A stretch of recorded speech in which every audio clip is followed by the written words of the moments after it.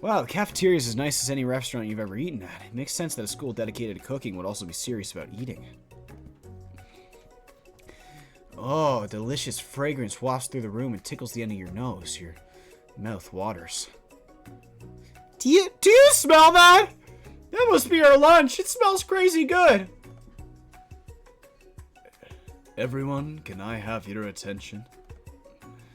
Is it about lunch? No, I just wanted to apologize for my tardiness. You see, I was... Howdy, folks. I'd like to make an announcement. I don't know why he's Cajun. That's not... Alright, we're going with that voice now. Hey, I was... It's about lunch. Everybody cheers. But I... Sure! Lunch, lunch, lunch! She said "sh" as a word. In order of the new semester, I've prepared something special to share with everyone for lunch today. That must be the smell I smelled.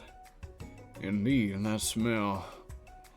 You hold your breath waiting to see what food this mysterious student has created. You've heard he's very talented, but were the rumors true? Yeah, it's this.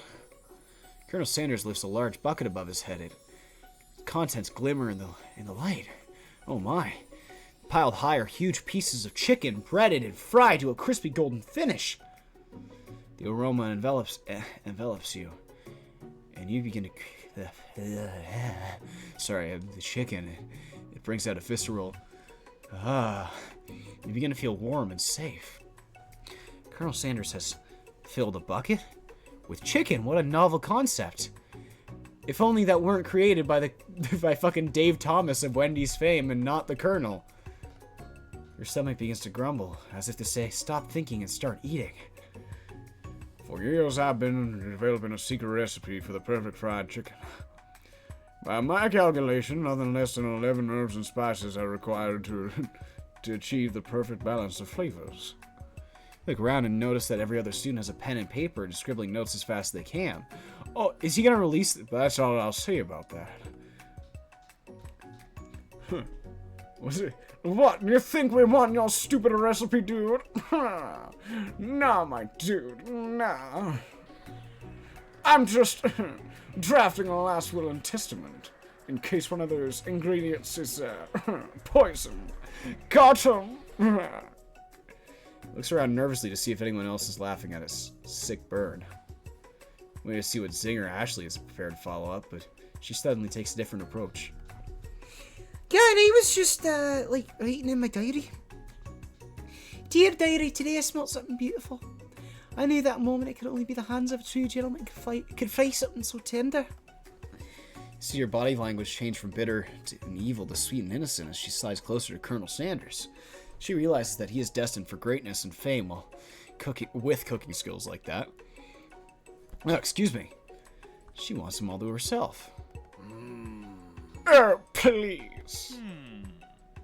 Well, man, if you don't want me, I'll take his. Hold on. I guess I'll try it. He takes one bite and his eyes grow wide. He starts contouring his face as he tries to hold in the pure exhilaration and act unimpressed. Easy now, there's enough for everyone. Please, my fellow classmates, dig in. You take one of the pieces of fried chicken out of this bucket and sink your teeth into it. It's amazing. Tasting Colonel Sanders' food transport you to another dimension.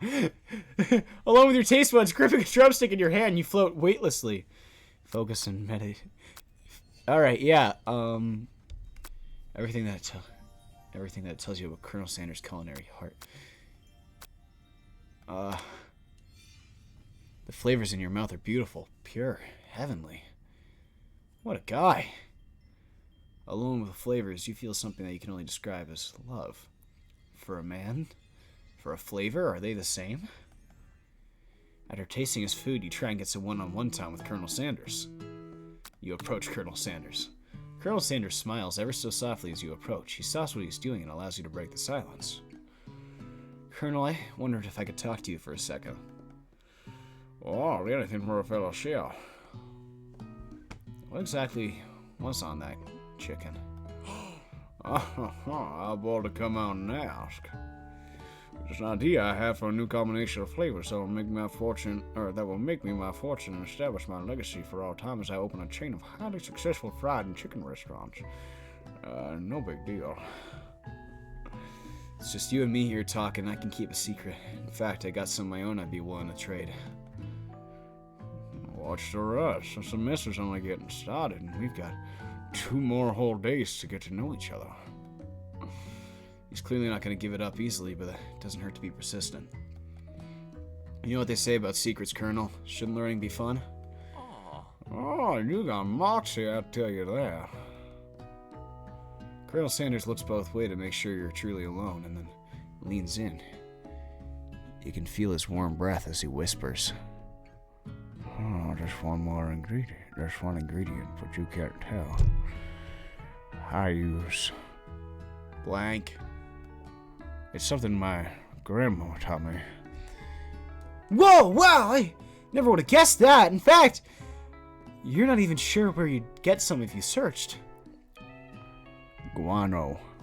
I'm sorry? Guano. I use guano in my fried chicken. Like batch? Guano. Are you not familiar with the term? Guano. I see. While you've wrapped up in that huge revelation, you notice that Colonel Sanders has disappeared. While everyone else is still in the cafeteria, you decide to look for him. Colonel! You find Colonel Sanders standing outside, standing in the quad. Oh, it's you again. Howdy. So now I'd like to come inside and look at the school buildings. Think about how my story will continue on after I graduated. Sounds like you have big plans.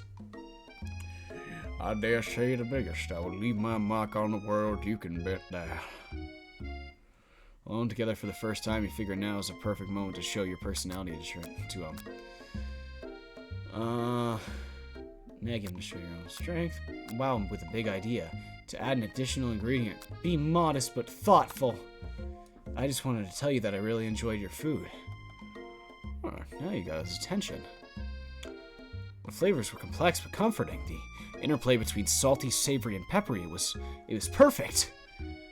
Oh, I appreciate the compliment, Damian. I'll tell you'll be a big success. I know we've only met today, but I'm starting to get the same feeling about you. We should head back inside. The next lesson starts soon. This game is a lot longer than I thought it would be, I guess. You step into a massive cooking arena. Whoa. Where the afternoon lessons will take place. Each student gets an oven and all the tools and ingredients they can need.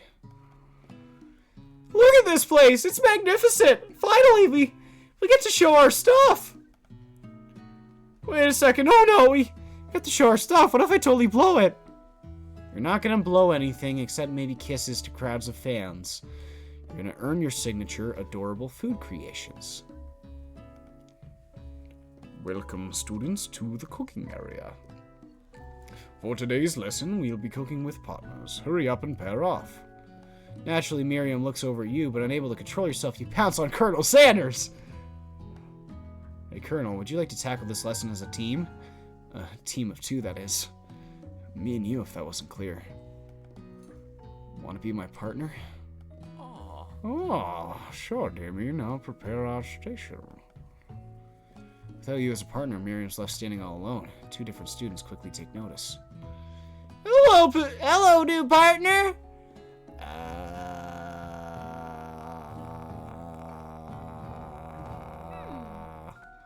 Oh my! 2 potential partners! Well, this wasn't the voice! I don't know where that came from.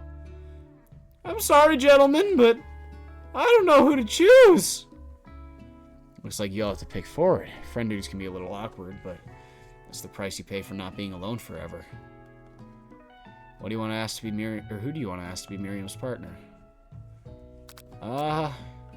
Clank! Sorry, Pop, but I think Miriam will be partnering with Clank today. Yeah, it's okay. I already ate. Not entirely sure if Pop has any idea what the point of school even is at this juncture. Clank is clearly excited to have some attention. He heats up and begins to roll back and forth.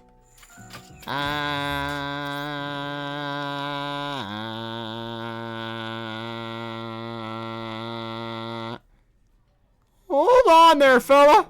We don't even know the assignment yet. Technically, Clank might not have a face, but there's something charming and earnest about him.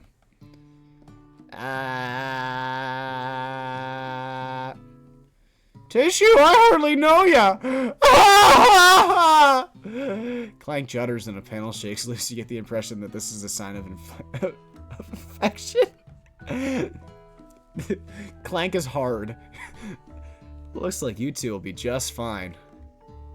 It's time to focus on your own cooking classwork. Alright, you two, for today's lesson, we're going to keep it simple. Pick a basic dish and divide up the steps. No chef is an island. It takes 2 flints to make a fire. You get the idea. What dish do you suggest to your partner, Colonel Sanders? How about your Grim? I've always been thinking about something of a down-home chef. I was thinking we make something warm, inviting, comforting. Maybe mashed potatoes. Hungry, well. I couldn't imagine one without the other. Colonel Sanders casts a coy look at you, causing your whole face to go beet red. Embarrassed, you quickly turn away. I'll go get the potatoes. Oh, please. Picking perfect produce is a passion of mine. Looks like things are getting pretty fish around here. Does someone have a crush on Colonel Sanders? We're just cooking partners. Mind your own business. Sanders' heart. Hey, Sanders' heart is my business. You could keep your hands off my man. Did someone call for me? No, jeez, Van. I'm over here crushing Damian's dreams. You're supposed to be taking care of our classwork. That was the deal, remember? Colonel Sanders returns, arms full of peeled potatoes. He tosses them into the boiling water and turns his attention towards you and your old friends. Howdy there, Ashley, Van. We work in a quartet instead of a duet now. Actually, no, it looked like Damian was struggling, so we offered to give them a hand. You know how it is, these young amateur chefs need a lot of mentoring. I was going to say, Colonel Sanders, maybe I could also teach you a thing or two about fancy food. Maybe one day you might be able to get up onto my level. I doubt it. Don't be rude, Van. Personally, I have no doubts whatsoever about Colonel Sanders' ability to concoct creations worthy of admiration. After all, your fried chicken was quite spectacular. Colonel, if you ask me, I might make a better partner for you than this thing that has positioned itself as your station. Yeah, blow my nose. Hold on.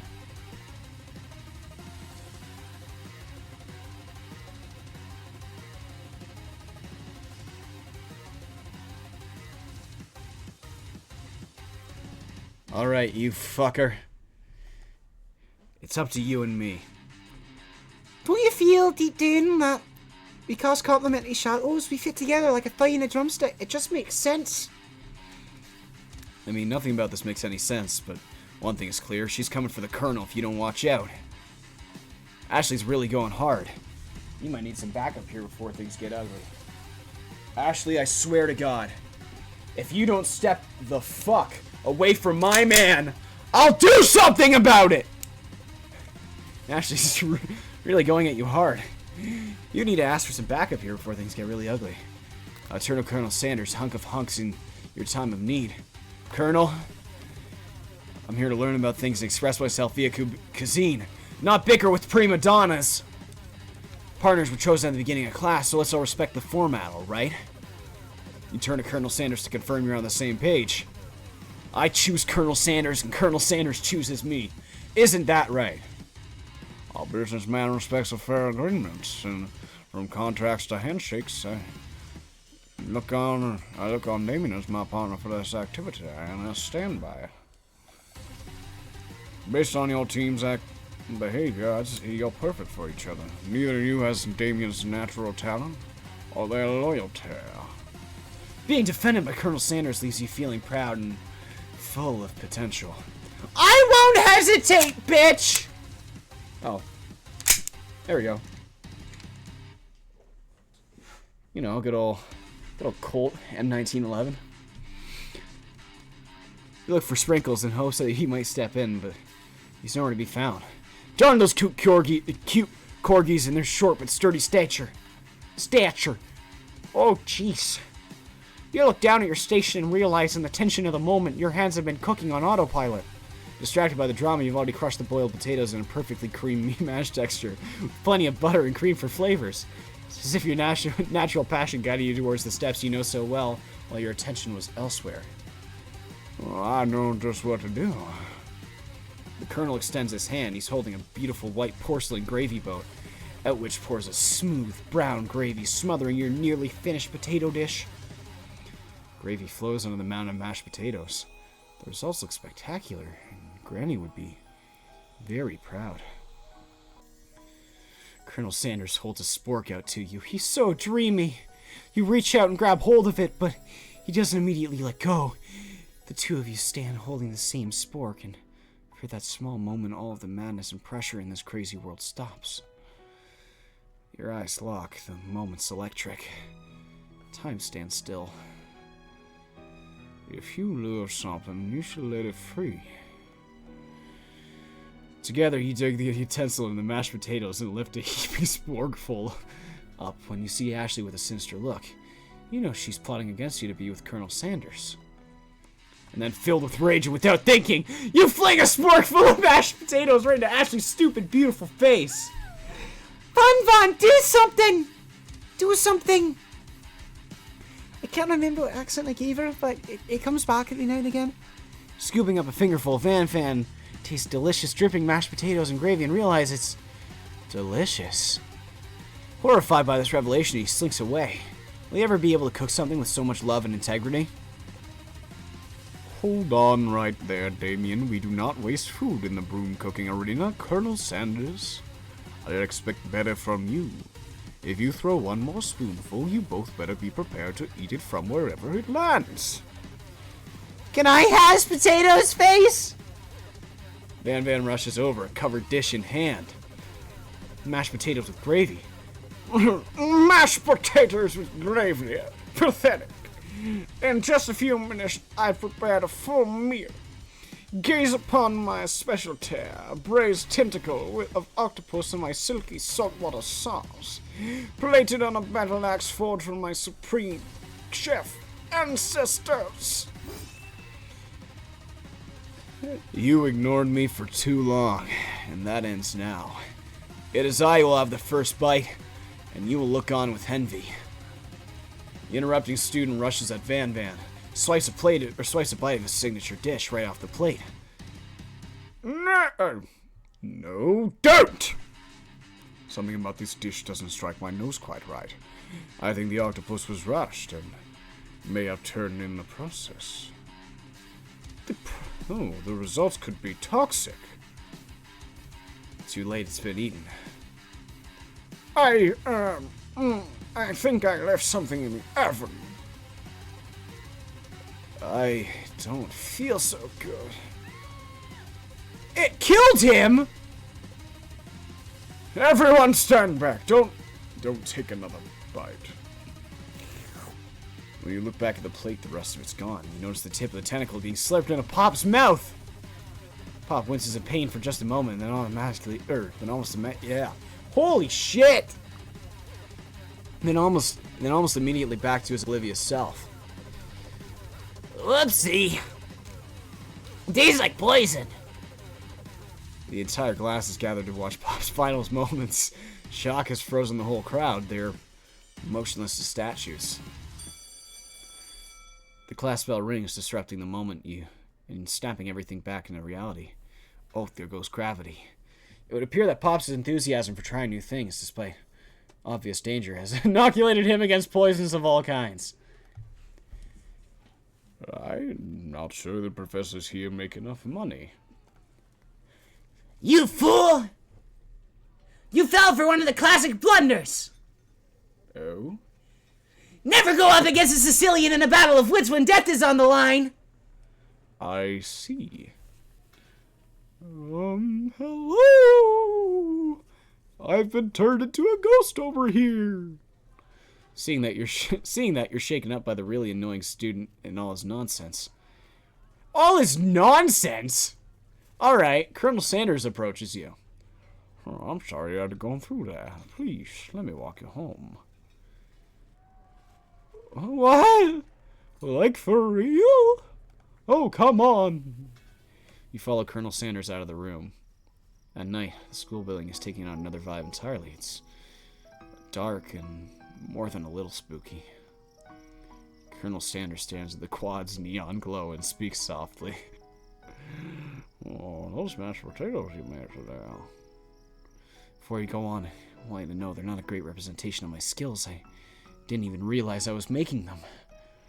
Oh, they're amazing. Oh, tasting them and reminding me of why I became so passionate about food to begin with.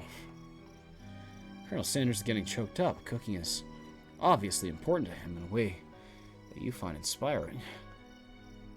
Now, it might be a perfect time to tell him you're developing feelings for him. Colonel Sanders? Oh, yes, Damian? There's something I need to tell you. Hold it right there. There's something I need to tell you first. Oh, fuck. You see, when I was just a boy, I had a dream that one day I would be the greatest chef the world had ever seen. And every day since, I've been working toward that dream, day and night, never stopping, never resting. And also lifting a lot of weights, like, so many weights. Oh, we should follow our dreams with all of our hearts. That's our star may grant, or that our stars may grant them like wishes floating in a shooting star. Hey, no, you! Shut up! I'm the one to say inspirational stuff and be the star of the story. Are we forgetting that your cooking literally killed a guy? You can't prove that. I did see you kill that guy. What was his name? Somewhere in the distance you hear a long, sad sigh. Woo! Oh, forget him. We're talking about me. Me. I'm the hero. The Spork Monster is here to fight a hero. Oh! I think I left the fridge door open. Later, nerds. How dare you threaten me just as I was letting down my guard and connecting to another ship on an emotional level? Be afraid! Be very afraid of me! 'Cause I'm a monster, see? Is he rhyming on purpose, or is that just a coincidence? But before we can discuss syntax any further, it's a turn-based fight sequence! What will you do? Holy shit! You decide to go on the attack. What attack will you use? Cook with Love! Cook with Love does 1 damage. It just got real. The attack really upset Spork Monster. Spork Monster goes on the attack. They spit hot gravy at you. You take 1 damage. I'm going on the attack. Worked last time, right? Cook with Love! 1 damage. Spork Monster won't forget this.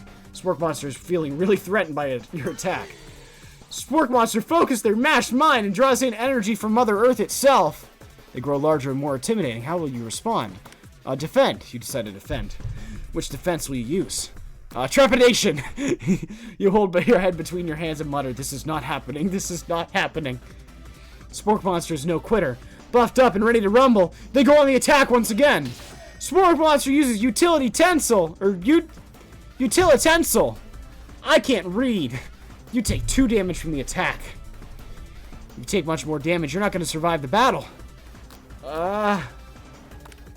You decide to go on the attack. Cook with Love! 1 damage. Spork Monster's oozing cheese sauce on top of the lawn of the quad. I wonder who's going to have to clean that up. Feeling vulnerable, Spork Monster prepares for its ultimate attack. Rounded Edge! Vile villain, your reign of terror stops here. Colonel Sanders summons the energy of 1,000 chickens! Oh, pot pie power pinch! Pot pie power pinch does 10 damage. Spork monster's defeated. You saved me. An injured spork monster spews steam into the night. Forget mercy. Finish him. Spare this wretched beach. Wretched beast. Wretched beast! Oh my god! You managed to tamp down your disgust at the sight of this gnarly beast long enough to realize that he's still a living creature with a pure soul who deserves your pity, not your wrath. Be gone, beast, and don't you dare come back for a follow-up encounter tomorrow. I won't forget this, and I certainly won't be back like you said. The spork monster scuttles off into the night. The defeated monster left behind a special item. It appears first to be a cookbook, but upon further inspection, so much more. It's a book of magic spells with a golden chicken on the cover. You open the cover and find a library card tucked inside. The last name to be signed out is Borko. Huh. Borko? That name sounds strangely familiar. Your blood is pumping as you stand in the quiet of the night, holding the mysterious book in your hands. As you come down for your battle buzz, you realize that your final attack has left you completely depleted. The world around you begins to fade away. Without any energy to keep your eyes open, darkness overtakes you. The image of Colonel Sanders flashes before your eyes as you fall asleep. He must have helped you get home. In your tired state, you don't know what you would have, or if you could have made it without him. God, what a guy. You want to thank him, but you don't have the strength to utter a single word. You feel the covers being pulled up over you as you're tucked in tightly. Good night, my Colonel. Colonel. Ah, I see. This has been Metal Gear all along. No. Sorry, this is a dumb joke, and I'm the only one laughing. Ah, Colonel, you're Ocelot. I see. You're whisking instead of using a portable mixer. That's more of a revolver technique. In your dreams, you're together with Colonel Sanders. For some reason, Sprinkles is also there, instructing your love. Dreams are wild. Okay, that was the voice. You awake on day 2 and attempt to process the wild visions you had. Were they memories or premonitions? Alright, well, that is going to conclude this episode. If you enjoyed, stick around. I do a bunch of games. Ace Attorney, Undertale, Mouthwashing's up there.